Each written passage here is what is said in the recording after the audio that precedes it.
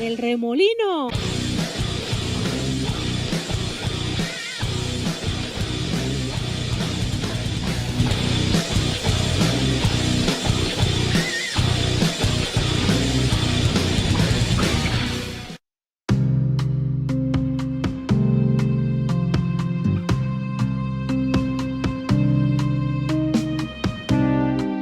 Muy buenas tardes, muy buenas noches, queridos amigos. Esto es El Remolino, revolviendo tus ideas, removiendo los sentidos. Y esta tarde, noche, o donde quiera que ustedes estén escuchando, en este momento tenemos una sorpresa especial, algo que me llena de gusto, de orgullo de poder compartir con todos ustedes la historia, los anhelos, todo lo que hay detrás de este personaje queretano, ya muy queretano, pero también con un gran pasado, con una gran historia. Él es José Luis Aguilar, y algunos le llaman el pintor musical de Querétaro. Maestro José Luis Aguilar, bienvenido, este es tu programa, saludos. Muchas gracias, gracias por la oportunidad. Igualmente un saludo a ti y a todos los amigos que nos hacen favor de vernos. La verdad es que es un placer para nosotros tenerte aquí, maestro, querido amigo, y queremos preguntarte, ya que nos hiciste el favor de tenerte aquí en esta entrevista, que nos platiques, que nos cuentes esas cosas que no se han comentado mucho. Pero José Luis Aguilar, ¿cuáles son los orígenes? ¿De dónde viene José Luis Aguilar? ¿Dónde nació? ¿Mexicano? ¿De dónde, en qué pueblo vio nacer a este compositor? Bueno, yo nací en Tlacotalpan, Veracruz, y desde muy pequeño, a los 2 años de edad, me afinqué en un bonito pueblo que lleva por nombre Carlos Acarrillo, a la orilla del río, a la orilla del río Papaloapan. ¡Uy, qué bonito, qué romántico, maestro! Sí. Y bueno, pues recuerdos inolvidables de ese grandioso río. Ajá. Ahí estuve hasta los 17 años promedio. Ajá. Y de ahí me salí al Distrito Federal. Sí. La hoy conocida Ciudad de México. La Ciudad de México, así es. Un poquito más tarde llego a Querétaro. Ah, vaya, entonces fueron 3 grandes lugares: Veracruz, Ciudad de México y luego Querétaro. Así es. Oye, maestro, entonces la música la tenías ahí al nacer, o estaba el río, estaba el aire, el viento, los árboles, ¿no? Te silbaban al oído la música. Sí, teníamos, yo creo que había muchas cosas para motivarnos. Había además ese talento, esa vena artística, porque más o menos a la edad de 8 años recuerdo que canté un pedazo de canción en el salón de la escuela. Uh-huh. Me escuchó la maestra y ahí me agarró, me dijo, viene el evento del 10 de mayo, entonces vas a cantar para el día 10 de mayo. Oh, yeah. Después que el Día del Padre, oiga, maestra, no, pero no me haga eso, o sea, nada más, no, tienes buena voz, ya te escuché y vas a cantar.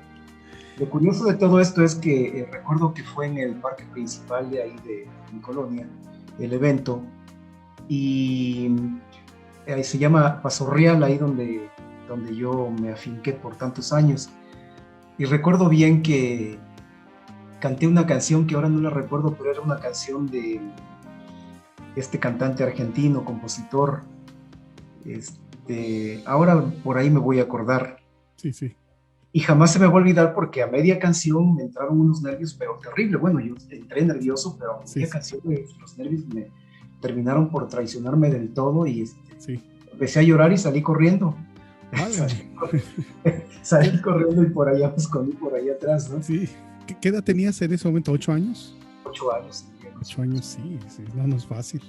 Qué bárbaro, sí. Qué impresión, qué historia. Sí, fue muy impresionante para mí. Y bueno, la maestra me fue a buscar y platicó conmigo y me dijo que lo había hecho muy bien, que estaba muy orgullosa de mí.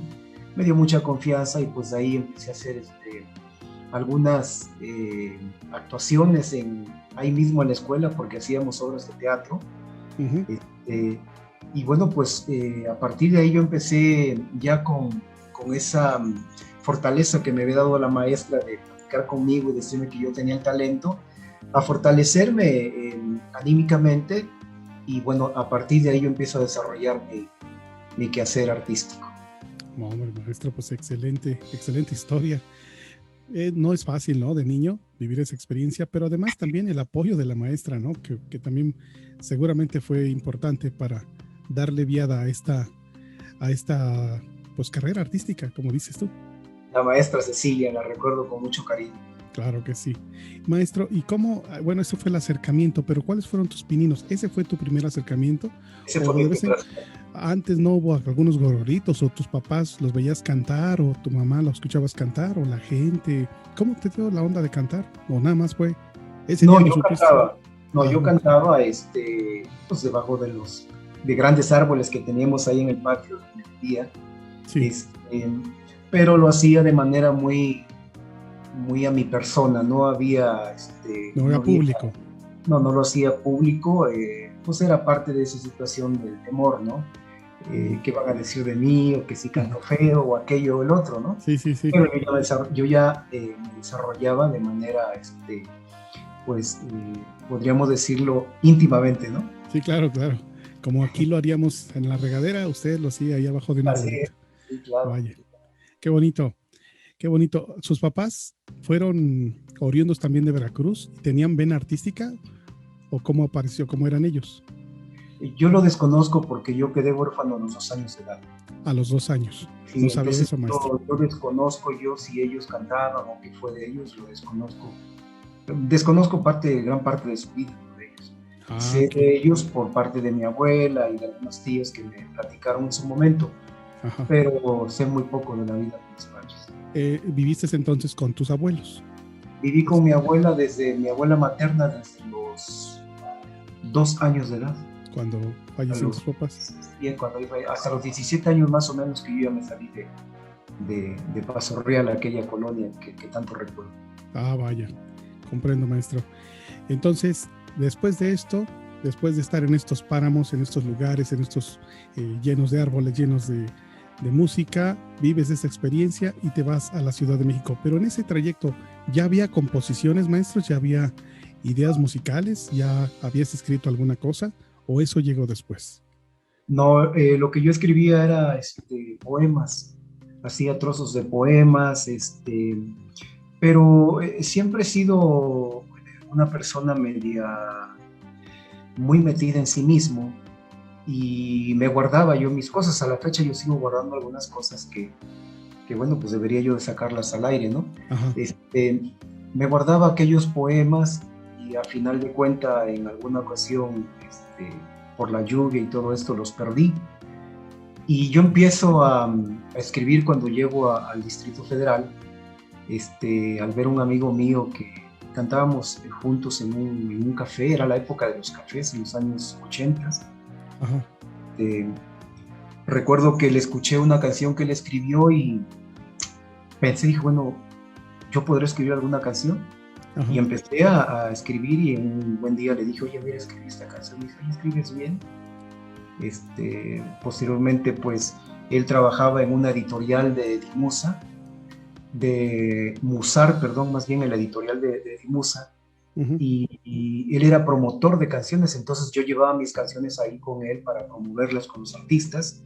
Uh-huh. Tuve la fortuna de algunas grabaciones con grupos musicales para bailes. Uh-huh. Y bueno, pues ahí es cuando ya inicio yo formalmente mi etapa de compositor. Sí. Y empiezo a desarrollarla y hasta la fecha. Y hasta la fecha. ¿Tienes el recuerdo de algún tema que recuerdes desde estas primeras canciones que se movieron con nuestros grupos? Sí, tengo un tema que lleva por título Cadenas. Cadenas. Es un tema que grabaron tres grupos diferentes. Uh-huh. El que bien recuerdo fue Nativo Show, son del estado de Veracruz. Oh, ya. Y fue una canción con mucho éxito, tuvo mucho éxito radial sobre todo. Yeah. Y pues con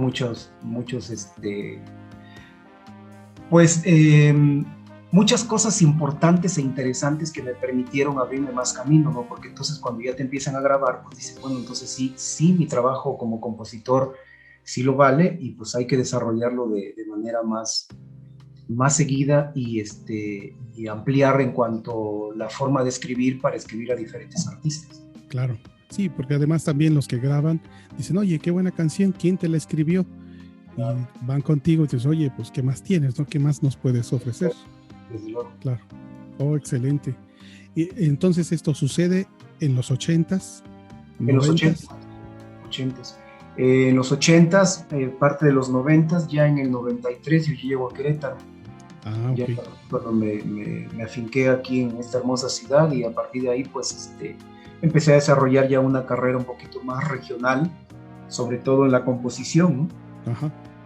Y de ahí surge, precisamente en ese momento surge la idea de componerle a este estado, o cómo surge la idea de crear porque vamos, para la gente que no lo sabe, José Luis se ha encargado, el maestro José Luis se ha encargado de hablar de hechos históricos que están relacionados con la ciudad de Querétaro, pero también se ha dedicado también a hablar como una especie de abanico y que de Querétaro, y de que cada color corresponde a cada municipio.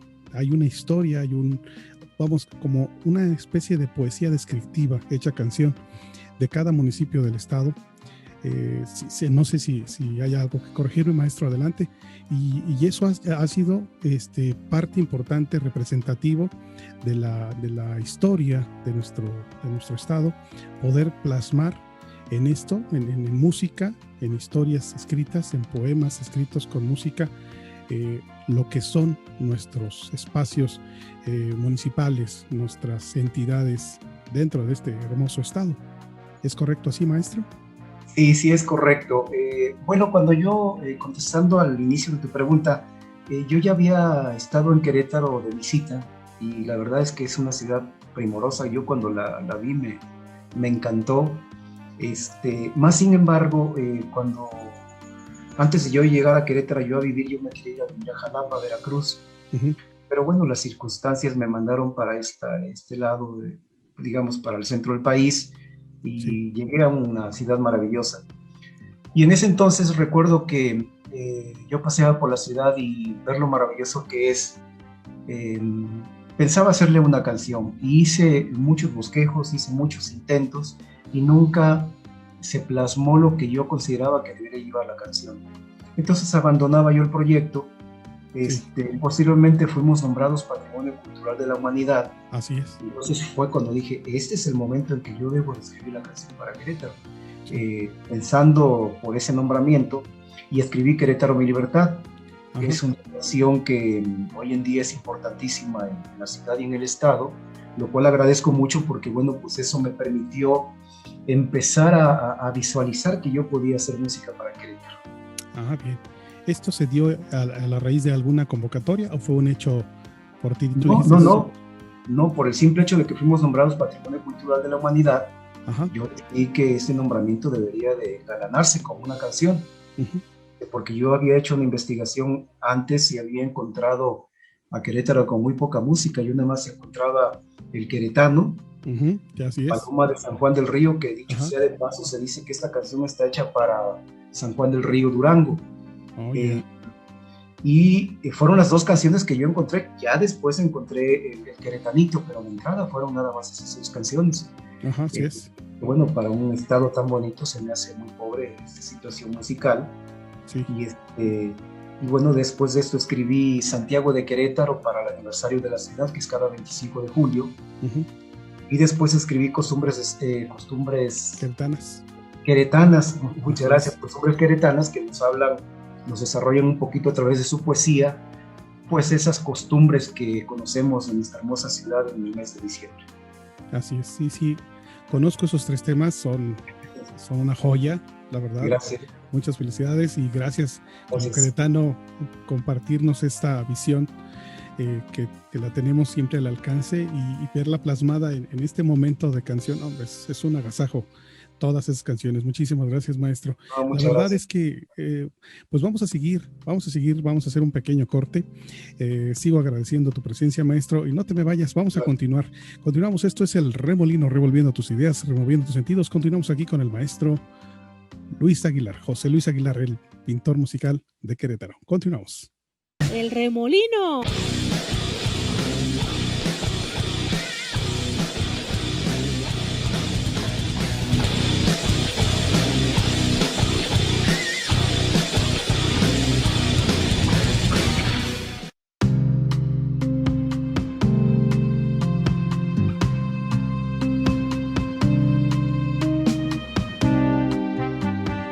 Continuamos aquí en el Remolino, removiendo tus ideas, removiendo tus sentidos, con este amigo, con este maravilloso compositor, pintor musical de Querétaro, José Luis Aguilar. Muchísimas gracias por estar aquí con nosotros y continuamos precisamente con un tema que dejamos sobre la mesa. Mi querido amigo, es la de los municipios, la música de los municipios. Estamos hablando que compusiste a Santiago de Querétaro cada 25 de julio, ¿es correcto? Es el aniversario de la ciudad. Exacto, el aniversario de la ciudad de Querétaro. Y luego brincamos ahora a la parte de los municipios. ¿Cómo surgen esas ideas, maestro? ¿Cómo te vas a los municipios, los visitas, los investigas? Es un enorme trabajo de creación, no es tan simple. Sí, gracias. Lo que pasa es que después de que había escrito yo estas 3 canciones, me hicieron favor de nombrarme presidente de la Asociación de Músicos Queretanos. Entonces hicimos una presentación en el Teatro del Seguro. Sí. Y en el periódico, al otro día, la crónica dice, y cierra con broche de oro el pintor musical de Querétaro. Entonces cuando me encuentro con este sobrenombre, claro, y con solo 3 canciones, dije, Dios mío, pues es que es un nombre muy grande para haberle dedicado 3 canciones al Estado, ¿no? Claro. Entonces empecé a desarrollar la idea de cuál sería la forma de engrandecer ese nombramiento y dije, bueno, pues hacerle una canción a cada municipio del Estado. Ajá. Y esto me llevó 3 años, 2 meses entre investigar los municipios, los 18 municipios, y escribir las canciones. Esto fue a raíz del, más o menos del 2000. El año 2000 empecé a hacer la investigación. Es una investigación donde tienes que ir a los municipios a platicar con la gente, a platicar con los cronistas del Estado. Ajá. Recuerdo muy bien que me iba yo a la biblioteca aquí en Juárez, todavía hay una biblioteca en esta ciudad, en la calle de Juárez. Ahí me metí a estudiar y a hacer anotaciones. Todavía era el cuadernito, la pluma, el lápiz y todo esto. Sí. A la antigua, a la Bloomberg. Así es. Y hoy mis canciones, bueno, todas las tengo en la computadora, pero tengo todas las hojas de donde yo escribía las canciones, los borradores. Ajá, así. Están escritas estas canciones con los años en los que yo las escribía, el día y el mes. Sí. Y bueno, pues desarrollo todo ese trabajo y en el año de 2005 hago la presentación de Semblanzas de mi Tierra en su volumen número 1. Solamente hice 12 canciones. Sí. Y posiblemente en el 2012 hicimos el volumen 2 con otras 12 canciones. Y a la fecha he realizado 32 canciones para este estado queretano. Vaya, y es que ya constituyen un repertorio ya cultural. Sí, cultural y... Sí, claro, y sobre todo, bueno, cabe hacer mención que son canciones que hablan de la idiosincrasia queretana. En ella, a través de la poesía musicalizada, pueden escuchar los dones naturales, turísticos, culturales, gastronómicos, históricos de estos bonitos municipios, de estos bonitos pueblos. Y es como desarrollo las canciones. ¿A qué se debe todo esto? Bueno, que también pretendo con ello que se encuentre identidad a través de esta música. Y lo hace bastante bien, maestro. Tuve la fortuna de escuchar uno de tus materiales que tú me hiciste favor de regalarme, y la verdad que son maravillosos, y sobre todo también las aportaciones de grandes artistas en uno de tus discos. Por ahí encontré dentro de los cantantes e intérpretes músicos queretanos que hablaban y cantaban tus canciones. Sí, claro. Sí, así es. ¿Y tienes alguna historia de esas grabaciones? ¿Cómo te acercaste a ellos? ¿Ellos se acercaron a ti o cómo se No, tomaron las canciones. Yo tengo más o menos como 2 meses que descubrí un grupo en Tolimán. Ajá. No recuerdo en este momento cómo se llama el grupo, son medios rockeros. Oh, yeah. Y hicieron la canción de Tolimán que se llama Guapanguito Tolimanense. Ajá. Muy al estilo de ellos. Oh. Y se escucha muy bien. Vaya. Ojalá podamos escuchar en el famoso YouTube. Bueno, sí, eso, por ahí la buscan y ahí está. En versión rock. Ya estás trascendiendo otros géneros, maestro. Eso es excelente. Maestro, ¿y alguna más producciones? ¿Qué más producciones tuviste de discográficas? Claro, esto no fue para menos, esto fue enorme, esto es ese tiempo que le dedicaste al trabajo de consolidar toda esta historia en unas pocas canciones fue muchísimo. Pero tú eres un hombre inquieto, maestro, siempre, seguramente has estado trabajando o has trabajado en otros géneros. Sí, de hecho yo me inicio en la balada porque era la época de los 70s, 80s, Sí. Cuando en nuestro México la balada se escuchaba por todos lados y eran infinidad de cantantes que la interpretaban. Entonces yo inicio como baladista, Sí. pero con un ritmo de bolero muy arraigado en mi alma, porque allá en Veracruz escuchábamos mucha música, sobre todo yo recuerdo de Cuba, o intérpretes cubanos, por decirlo de otra manera, la Sonora Matancera y sus grandes intérpretes, y el bolero yo lo traía muy a flor de piel. Claro. Entonces, siempre con esa inquietud de desarrollarlo, porque consideraba yo que el bolero tenía para mí algo especial, o yo para el bolero algo especial, porque el bolero no es tan fácil de cantarlo, no es muy sencillo, tiene sus formas. Empecé a encontrarle la forma y lo que hago últimamente es música de bolero. Y hay un disco que ya estando aquí en Querétaro, que es aquí al mercado, que lleva por título Camino Verde. Camino Verde. Y a partir de ahí empecé a desarrollar este tipo de música rítmica, en el ritmo de bolero. El ritmo de bolero. Y sí, y he visto, porque insisto, eres una persona que siempre está movido, está inquieto, has hecho muchas presentaciones, incluso con algunos tríos conocidos de esta época de oro del bolero mexicano. ¿Es correcto? Sí, he estado con los Andes, con los Panchos, con los Jaivos, con grandes boleristas como el maestro Manuel Ascanio. Y bueno, pues parte de esa sincronía que hemos podido realizar para la cuestión del concepto de bolero, mi arreglista, al cual le agradezco mucho, el maestro Lázaro Acosta, pues es cubano y a mí en lo personal me ha hecho unos trabajos muy bonitos. Qué bien, maestro. Bueno, maestro, pues ¿qué parte ahora, ya en este presente, en este Querétaro, con todas estas ecuaciones, con estas situaciones que ya sabes, de salud y todo, pero seguramente tú has buscado y encontrado espacios o lugares para promover más de tu música y que sigamos viendo a este compositor queretano dando muestras de esta arte? ¿Qué es lo que hay ahora en este presente, maestro? ¿Qué hay en el horizonte para el maestro José Luis Aguilar?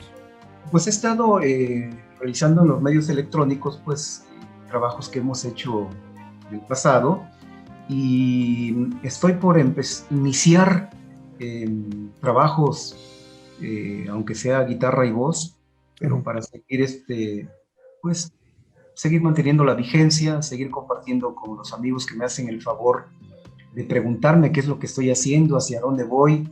Y hay quienes les he dicho, bueno, pues estamos un poquito detenidos porque pues esta situación sanitaria nos ha detenido. Las inquietudes son muchas, pero son pocas las posibilidades de poder desarrollarlas. Sí, claro. Y bueno, pues me dicen, oye, pues por lo menos regálame una canción a guitarra, ¿no? Y con tu voz. Incluso a muchas amistades les he enviado canciones por medio de WhatsApp, que me las piden, pero ya andamos haciendo un trabajo para poder estar un poquito más presente en otros medios electrónicos. Qué bueno, maestro.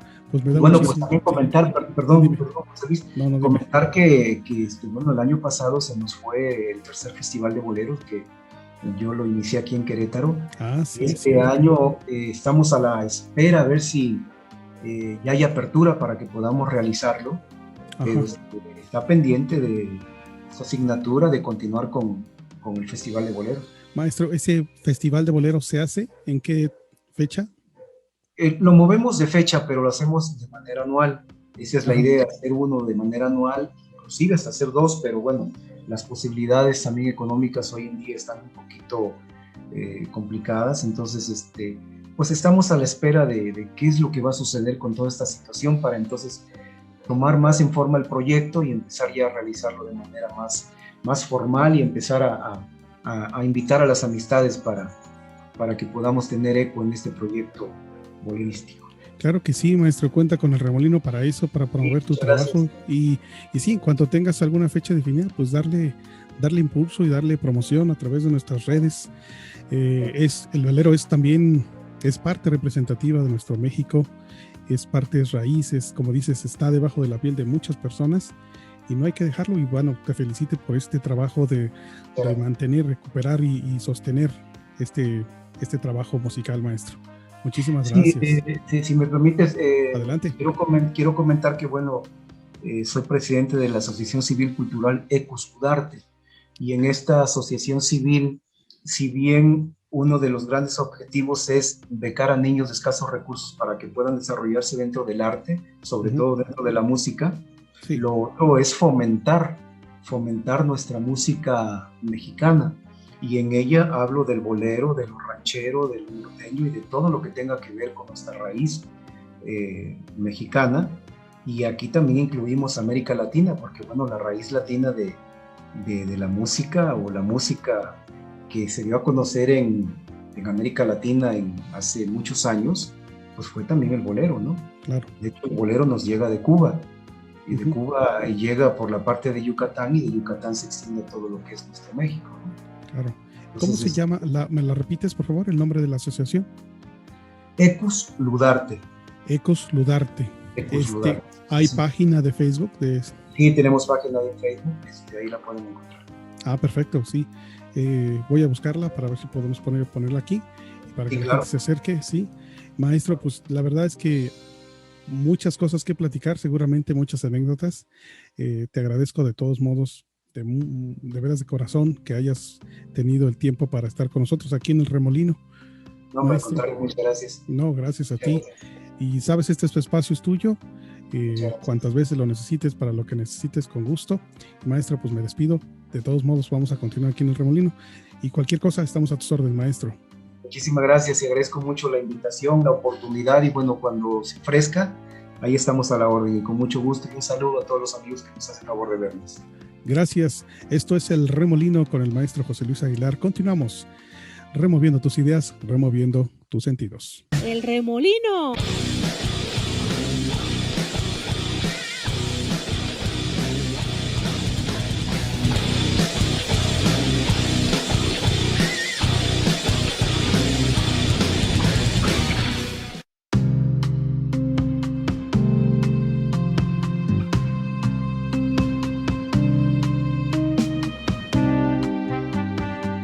Hola, hola señores, ¿cómo están? Es un placer para mí estar con todos ustedes. Seguimos con series y hoy quiero hablar de una serie que realmente ustedes deberían de estar viendo.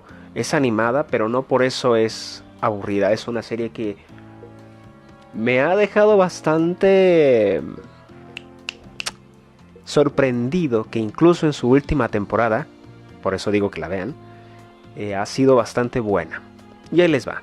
Se trata de la famosa Shingeki no Kyojin, Attack on Titan, Ataque a los Titanes, donde sale Laura Bozzo en el primer episodio. Pero en serio, véanla. Es la recomendación. Muchísimas gracias. No se crean. Pero vamos justamente a compararla. Su primer episodio te dice básicamente todo lo que necesitas saber. Es una población que vive amenazada por seres de gran tamaño, que se alimentan de seres humanos. Ellos viven encerrados en un muro. Todo eso en el primer episodio, no es ningún spoiler. Todo eso en el primer episodio. Ellos viven encerrados en muros gigantescos para evitar que pasen. Pero de repente, un día, entra un super gigante, un super titán, destruye el primer muro. Y uno de los niños, uno de esos pobladores, ve cómo entran esos monstruos y se devoran a su familia, se devoran a su mamá. Y esa es la premisa, así comienza el primer episodio, así de simple, así de llanamente. Eso, así es como se arranca un episodio, que te dice de qué se trata. Es que somos misteriosos. ¿Misteriosos de qué? Ni si van a saber. Eso es misterio, ¿por qué? Porque ustedes podrían pensar, bueno, pues ya me dijo todo. Y no te dijo todo. Es una serie que realmente sabe cómo mantener el suspenso. Obviamente, si quieren terminarlo, pues ahí está el manga, que es realmente el contenido original. Pero esa adaptación es bastante buena y todavía está en emisión. Este año es su última temporada, así que pueden comenzar a verla, alcanzar la emisión y realmente disfrutar pues, los últimos episodios. Porque como ya había dicho, creo que los escritores, cuando no saben hacer contenido, revuelven bastantes subtramas para mantener un misterio inexistente, porque tienen esa estúpida impresión de que si te dicen todo del inicio, se acaba el misterio. Y no. En el caso de Attack on Titan, cuando te dicen en el primer episodio lo que está pasando, es apenas el principio. ¿Por qué?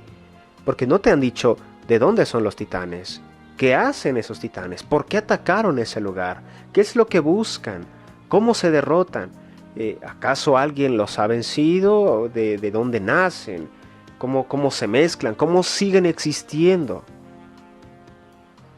Y eso no es todo, porque temporada tras temporada el panorama se va ampliando. Primero era solamente un ataque, pero después era solamente un fenómeno extraño, paranormal, bla bla bla. Pero después se va convirtiendo en un fenómeno social, con todas las implicaciones. Me gusta mucho cómo reflejan el espíritu de la guerra. Hay muchas historias que hablan de la guerra como si fueran juegos, y ay, jijiji, mueren, otros matan. Y esta serie no, esta serie realmente le da su sentido, que es... La guerra no es bonita. Por más que nos pongan en las películas, ay, pero es que pium y balazos y jijiji y el héroe gana. En esta serie no hay un héroe. En esta serie hay una historia y después hay varias historias. Pero creo que algo que también me gustó mucho conforme a su evolución es que te pintan la tragedia como lo es. Te pintan la guerra como lo es, con tragedia, con sufrimiento, con miedo, con angustia, con sacrificios. Entonces, salvo una que otra honrosa excepción, la serie evoluciona bastante bien. Y después de presentarte ese fenómeno social, se van hacia un fenómeno político, geopolítico, más que político, geopolítico. Y es donde realmente dices, o sea, a eso me refiero con explorar el universo. No solamente con decir, es que si ya te presenté, pues ellos ya no sé qué hacer. No, estos sujetos, de esa premisa que te puse de unos titanes que entran y devoran a la gente, te convirtieron ese fenómeno en algo geopolítico y que le agrega más sabor, y dices, es más complicado de lo que parece, y realmente te envicias y te gustas y dices, ¿qué está sucediendo aquí? ¿Cómo se puede solucionar este problema? No es tan fácil como matar a un titán, es más complicado, y empieza la serie de evolución y la exploración de ese universo.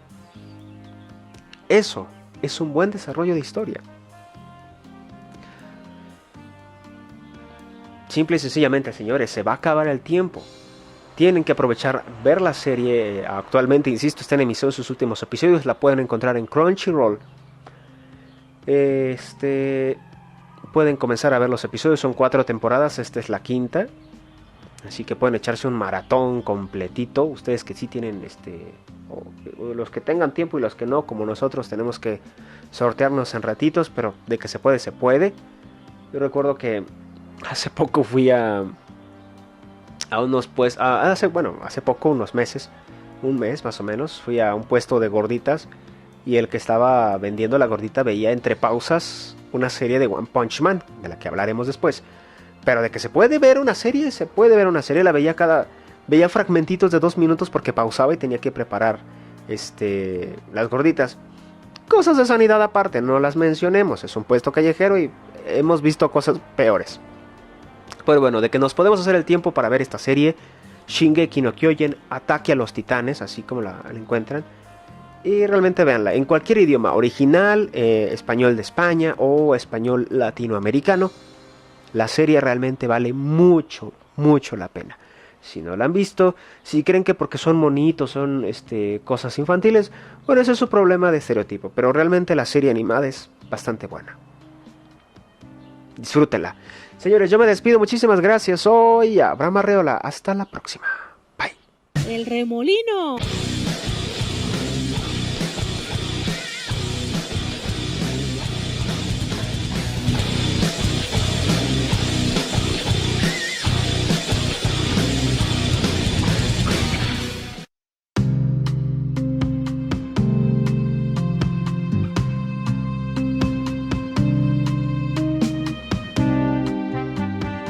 Hola, ¿qué tal amigos? Esto es el Remolino, revolviendo tus ideas, removiendo tus sentidos. Esta tarde, esta noche, o donde quiera que nos estén viendo, vamos a traerles una breve entrevista, un breve consejo, un tema muy específico traído en voz de Yatza Guerrero, aquí con ustedes en cámara, y que les va a comentar precisamente de este tema tan interesante.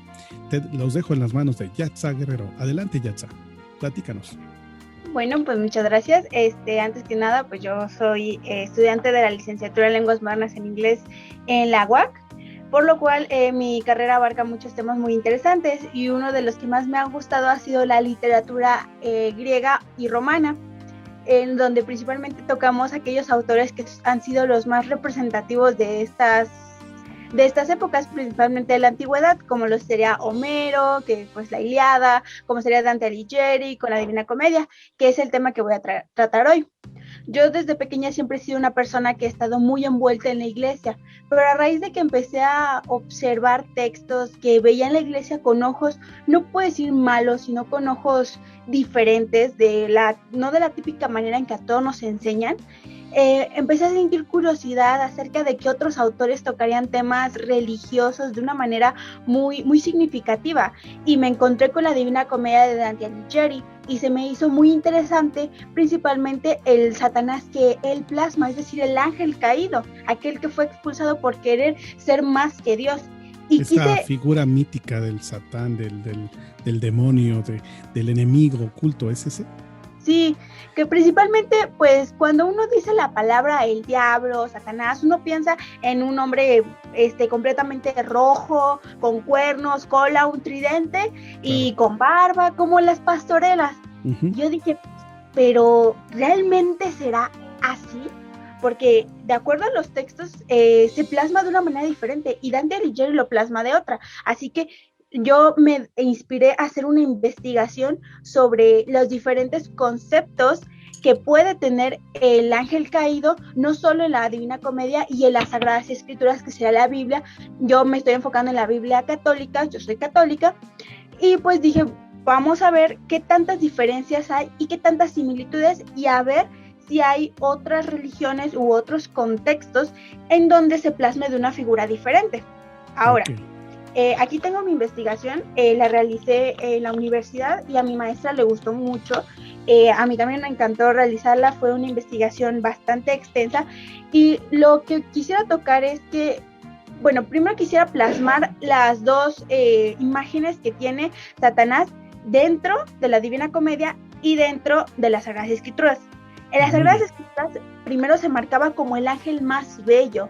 Él tenía una belleza descomunal, una belleza que la humanidad jamás va a poder encontrar, y él fue amado por Dios desde el momento en que lo creó.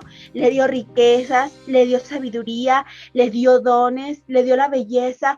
Su túnica estaba hecha con las más finas sedas, bordada de oro, decorada con rubíes, pero para él eso no fue suficiente.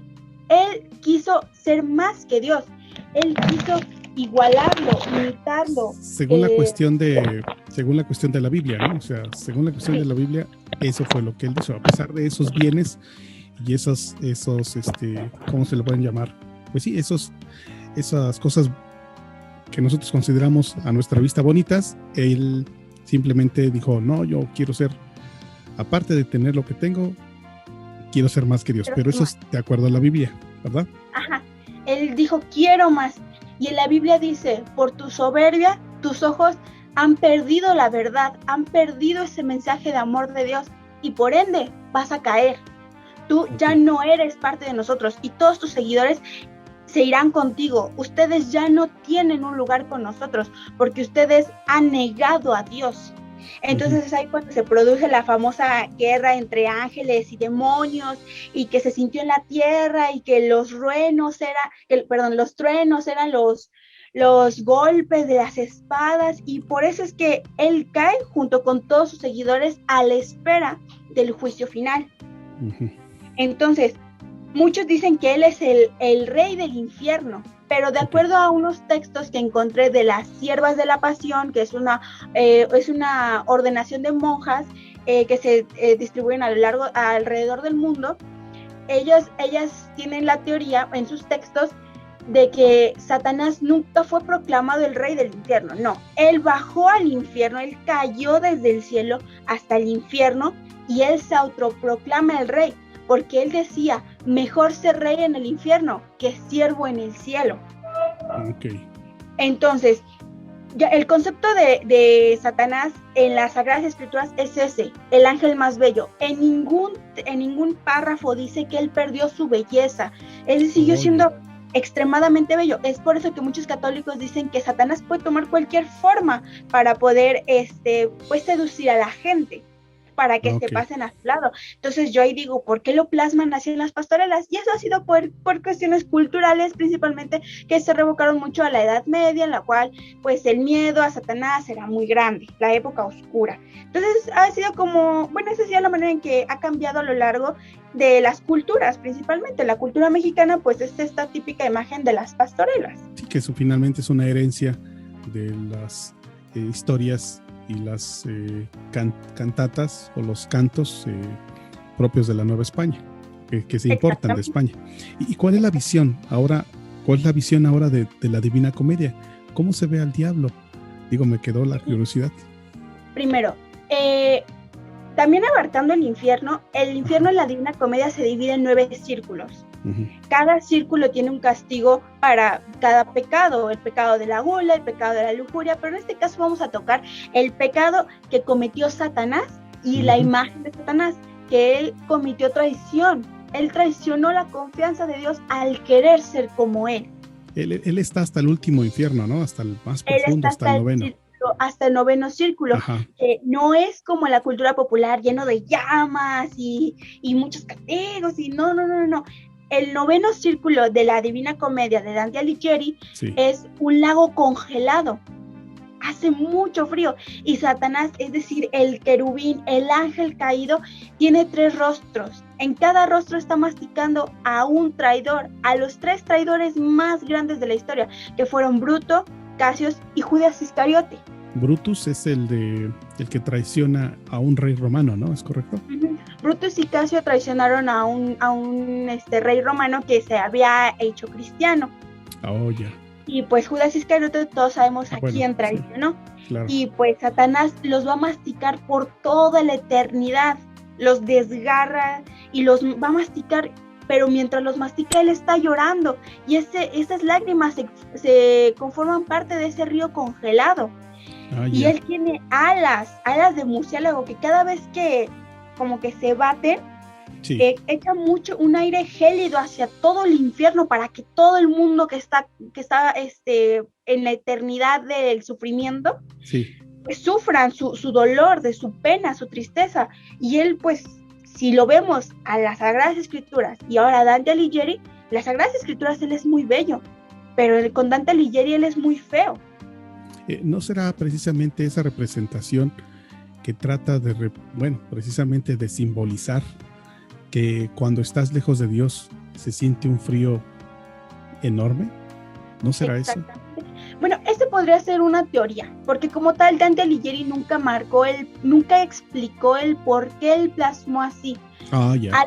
A las teorías que yo abarqué en esta investigación, tuve que irme con 2 sacerdotes y con un teólogo para que me explicaran sus teorías principalmente. Claro. Uno de los sacerdotes me dijo, una cosa es la belleza de Dios, que podría ser la belleza de las Sagradas Escrituras, y otra cosa la belleza del pecado. Es decir, Satanás se volvió bello, pero bajo el concepto del pecado.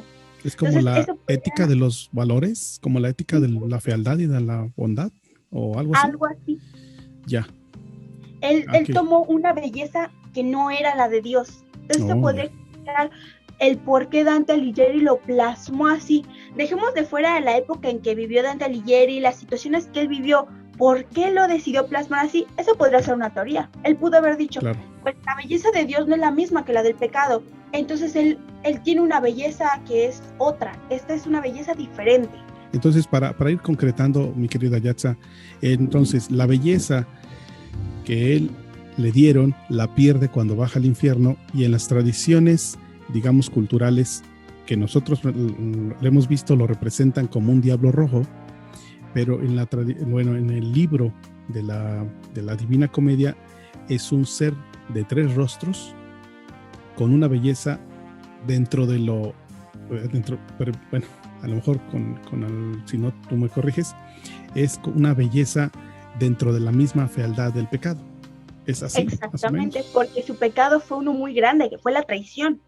Okay. Entonces él tomó la belleza de su pecado y Claro. se transformó en el metamorfo que plasma Dante Alighieri. Ah, ok. Está muy interesante, la verdad, Yasa. Es verdaderamente para aventarnos horas y horas de ese tema. De hecho, a la conclusión que llegué, quise investigar los diferentes conceptos. Uno de ellos también fue el dios griego que era Hades. Hades no era feo. Hades era un dios muy tranquilo. Le tenían miedo porque era el dios de la muerte, pero él era un dios muy tranquilo, solo que muy justo. Okay. Ahí dije, wow, eso es muy interesante. En la Iglesia Católica es otra cosa. Pues nuestro demonio, nuestro diablo. Y lo que me inspiró mucho a hacer esta investigación fue una leyenda en el sur del país, no recuerdo bien el estado, en donde una niña, en su inocencia, ella rezaba todas las noches por él. Ella hacía una oración en la cual pedía por su mamá, por su papá, por su familia, y decía, y también cuida a Satanás, porque nadie reza por él, y yo lo hago en su nombre. La niña muere por los escasos recursos de la familia, no le pueden hacer un entierro digno. Ajá. Y simplemente llega un joven muy hermoso con ojos rojos que él paga todo el entierro y un entierro digno de una princesa. Sí. Y a la gente le conmocionaba cómo ese joven lloraba amargamente, les rompía el corazón, cómo lloraba la pérdida de esa niña. Sí. Cuando los papás de la niña van y le preguntan quién es él y cómo es que amó tanto a su hija, él les dijo, durante mucho tiempo la gente me ha odiado, han creído que soy lo peor. Y ella en su inocencia, en su dulzura, aunque fue castigada por orar, nunca faltó una oración para mí todas las noches de su vida, y por eso me duele su partida. Y ahí dije, pues Satanás no creo que sea tan malo como la Biblia, ha de ser tranquilo, pero también ha de tener ahí sus malas intenciones. Y con este cuento, bueno, con esta leyenda dije, quisiera saber más de él, otros conceptos de él, porque realmente me tocó la bondad con la cual él quiso despedir a esta niña. Claro, esa historia te tocó. Y de ahí de esa historia sacaste esta investigación. Saqué mucha inspiración para hacer este texto. Excelente. Incluso llegué a entrevistar a un chico que era mi amigo satánico, nosotros nos llevamos muy bien, sin importar nuestras ideologías. Y él es un adorador de este personaje, es como tiene su culto, ya, entiendo. Él tiene su culto, tiene su Biblia, su Biblia negra me permitió pues darle un vistazo. Y ahí me sorprendió que efectivamente él tiene maneras de tentarnos. Por ejemplo, los satánicos tienen estrictamente prohibido ofender a una mujer. Al contrario, ellos tienen que defenderlas porque ellas tienen la semilla de la vida. Y yo decía, increíble, o sea... Entonces, lo que a veces muchas cosas que nosotros pensamos, que nosotros hacemos, o que nosotros intuimos, muchas veces están basadas en nuestra propia ignorancia de las cosas. Exactamente, no mucha gente se atreve a decir yo tengo un amigo satánico, sin embargo él nunca me ha invitado a su culto. A mí mi amigo jamás me llegó a invitar a su culto, él respetaba que yo era católica, yo respetaba su ideología, porque digo, bueno, todos quieren creer en algo, todos, mucha gente en esta vida quiere tener a fuerzas algo en que creer, y si él quiere creer en eso, es su problema, no es el mío. Claro. Pero sin embargo, cuando yo le dije, oye, necesito tu ayuda, adelante, tú hazme las preguntas que tú me quieras hacer, él se abrió a la conversación, una conversación sana, una conversación de cerebro a cerebro, podría decirse, y fue muy interesante saber pues sus opiniones, porque de hecho yo lo tuve siempre con un concepto muy caballeroso, muy atento, y ahí me explicó el por qué es su actitud, porque eso es su creencia, y dije, eso es muy interesante. Entonces, ha de tener, bueno, el ángel caído también ha de tener ciertas cosas buenas, y de ahí mi concepto de los satánicos, mi concepto del mismo ángel caído ha cambiado. Yo tenía un concepto muy malo de él, pero hoy en día no puedo decir que podría aceptarlo, pero sin embargo lo respeto. No lo juzgas, ¿no? Ajá, no lo has juzgo, dejado de juzgarlo. Ajá, lo he dejado como que pues él en su onda, yo en la mía. Mientras yo no me meta con él, yo sé que él no se va a meter conmigo. Excelente. Y es lo que me ha gustado incluso platicar con algunos maestros, y algunos maestros me han dicho, ojalá todas fueran como tú, porque nunca falta el típico estudiante que tocas el tema de Dante Alighieri y se pone como, no, es que yo soy religioso y toda la cosa, y tú dices, bueno, sí, pero hay que verlo desde una perspectiva que no tenga que ver con la religión, sino desde una perspectiva humana, tratar de ser más humano. Claro. Muchas gracias, Yatza, te agradezco mucho esta charla. Ojalá nos sigas compartiendo todos estos saberes, todas estas investigaciones que realices en tu carrera. La verdad es que será muy, muy, muy padre, un ejercicio muy lindo de poderlo seguir compartiendo aquí en el Remolino. ¿Te parece bien? Sí, muchas gracias. No, gracias a ti, Yatza. Continuamos, esto es el Remolino, revolviendo tus ideas, removiendo tus sentidos con Yatza Guerrero. Continuamos. El Remolino.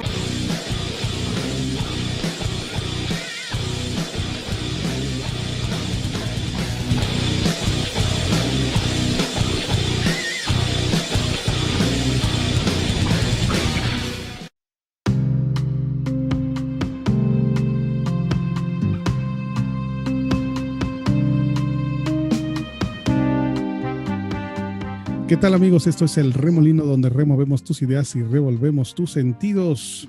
Estamos aquí con Lupita Trenado comentando otra microcápsula acerca de ¿es importante el talento o es importante la disciplina o la vida es una mezcla de esas dos? ¿Cuál es tu experiencia, Lupita Trenado, en relación a estos dos temas? ¿Cómo lo has vivido tú en tu proceso como cantante ranchero? Porque conste que nos debe una entrevista Lupita Trenado a su carrera. Nos debe una muy buena charla en relación a eso, pero ahorita que nos regale un tiempecito y nos platique sobre esa experiencia en relación talento o disciplina o una conjunción. ¿Cuál es tu opinión, Lupita? Yo creo que es la disciplina, el interés de hacerlo. Bueno, el interés y el hacerlo, ¿no? Porque puedes tener interés y no hacer las cosas. Claro. Sí, es disciplina, totalmente disciplina. Es decir, es mejor hacerlo que pensarlo. Es mejor llevarlo a la práctica que andar imaginando que algún día lo vamos a hacer. O sí, yo eso lo sé hacer, pero nunca lo haces, ¿no? Realmente. Ajá, sí, es el hacerlo, totalmente el hacerlo. Y si usted no me dejará mentir, es como, profe, le voy a enviar un material, ¿no? Y entre palabras se queda, ¿no? Usted dice, no, envíalo, ¿no? Y ya veremos qué pasa cuando ya lo tenga yo en las manos, ¿no? Por así decirse, yo creo que sí es el hacer las cosas, siempre es lo que te va a sacar adelante de todo lo que quieras o imagines querer hacer. Claro, yo creo que una de las cosas, por ejemplo, en mi experiencia como maestro de canto, es que regularmente me dicen, es que no quiero cantar, es que me da miedo cantar. O no puedo. O no puedo cantar. Entonces yo lo que les digo, oye, es que tienes que sacar algo para que lo pongamos aquí en la mesa y veamos qué podemos hacer con él. Porque nada sacas, pues cómo le hacemos, ¿no? Sí. Entonces, para tener la disciplina, para encontrar el talento, yo creo que una de las grandes barreras es romper el miedo. Sí. ¿No? Sí, así es. ¿Cómo es esto de romper el miedo, Lupita? ¿Cómo te ha pasado a ti de ir rompiendo los miedos? ¿Has tenido que romper miedos? Sí, muchísimos, y es haciéndolo, ¿no? O sea, yo recuerdo muchas veces que cuando íbamos a cantar a las iglesias de parte de Voz Itinerante, yo me escondía, ¿no? Porque yo no quería ser la primera y me daba mucha pena y mucho miedo, y creo que usted ya hasta lo sabía, ¿no? Y lo que hacía era, entrenado vas, ¿no? Y yo, ¿qué? Pero yo ya me escondí, ¿no? Y aunque no estuviera ahí a su alrededor, ya había dicho mi nombre y yo era la primera, ¿no? Entonces, era algo que tenía mucho miedo, pero que yo quería hacer, ¿no? Entonces, pues decía, bueno, o sea, vamos a intentarlo, ¿no? No pasa nada, que un gallito, que se te olvida la letra, que esto, que aquello, pues no pasa nada. Porque muchas veces pasa que, aunque estudies tu canción y le des el tiempo, a veces los nervios te delatan, y te delatan a veces en situaciones que dices, no manches, ¿por qué me pasó aquí, no? Pero haciendo las cosas se aprende y en lugar de dejarnos caer, creo que debemos ver el lado positivo, ¿no? De ya lo hice y ahora hay que hacerlo mejor, ¿no? Entonces sí es haciendo las cosas y sí es disciplina totalmente. Y también es el ejemplo de estar aquí yo enfrente con usted, ¿no? me da mucha pena a veces hablar o decir lo que siento, lo que pienso, y el que me permita estar aquí con usted aprendiendo también es genial, ¿no? Y aquí estoy con miedo, pero aquí estoy. Siempre este espacio es bienvenido a Lupita Trenado, es con su proyecto, con su imagen, con su figura, con su sonrisa, con su encanto. Siempre Lupita Trenado es bienvenida, pero además siempre es agradable compartir la experiencia de gente que se han atrevido a romper esas barreras, esos límites mentales, que muchas veces son eso, mentales. A mí me acaban de compartir una hermosa historia de una persona que salió de la depresión, precisamente cuando decía, yo salí de la depresión cuando vi las